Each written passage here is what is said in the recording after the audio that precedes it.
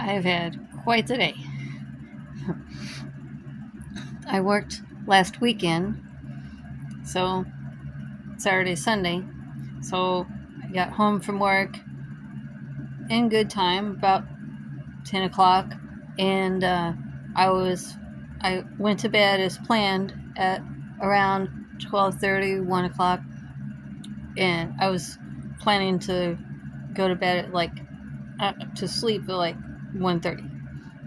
So then I would be awake in good time for all the things today.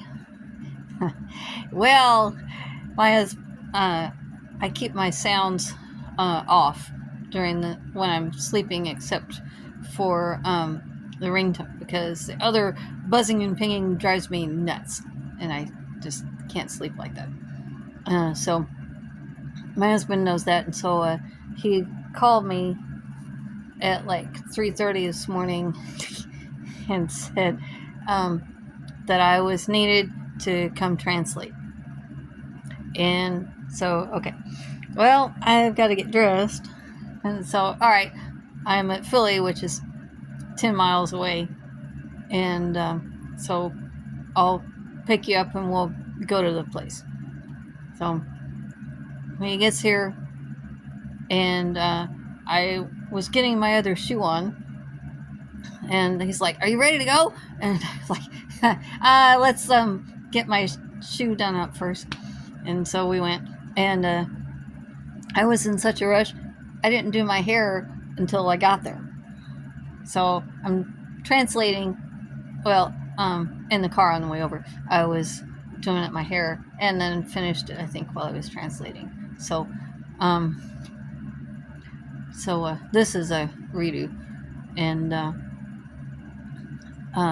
so that took a couple hours. I was home at about 5:30, asleep around 6, because after that I was like, because I'd had 2 hours sleep. So let's get the other 4 hours, 4 or 5 hours before the rest of the day. There's a new grief share class that started, which I missed because I was getting dressed for the second thing that for sure I needed to be on time for. It's a Safety Ninja camp at 1, and it just got done. We just got done with it, and so I was busy with that. 5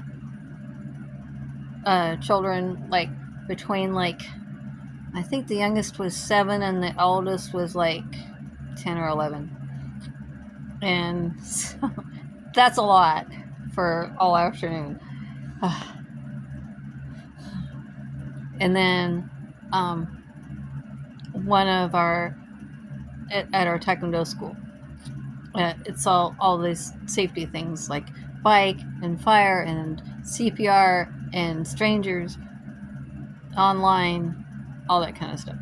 And so when that was done, one of our Taekwondo students' mother wanted to go to the store, and they don't have a car, so which is pretty much fine in our little town. You can pretty much walk to anything.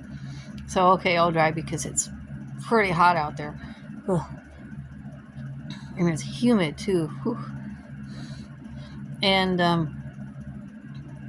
so I took her to the store, dropped her at home with her groceries, went back to the school to check on that, see if there's anything else to help with, and there wasn't anything. But the assistant instructor and I sat and chatted for a while. That was nice to have some girl talk for a minute.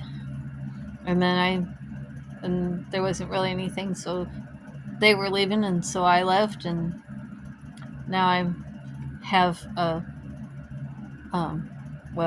what for me is lunch at 6 p.m. and so that's fine. And we did this thing about bullying that was this info sheet that on the back of it she had us draw a picture of our brain bully the negative thoughts in our head that you no one knows it's there but you, and so it's up to you to do the right thing to fend them off and over time get rid of them. Well, and we're supposed to also give it a name, so I drew mine. This is Goober because of my maiden name sounds like that, and so that was one of the more not nice nicknames in grade school, was my maiden name, which was why I was very glad to change my maiden name when I got married.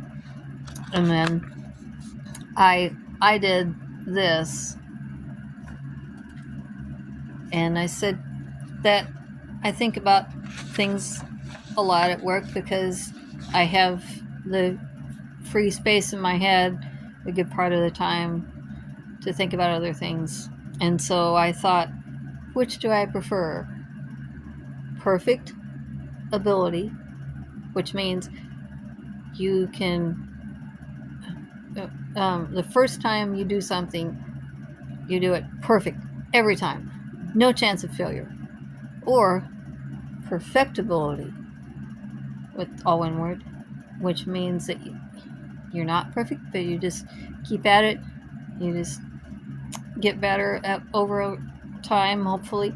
And so I thought about that. Which do I prefer? And I quickly settled on I prefer perfectibility, because there's always room for growth that way. And yes, there's a chance of failure, but that makes it a little bit exciting. So that's the one I prefer.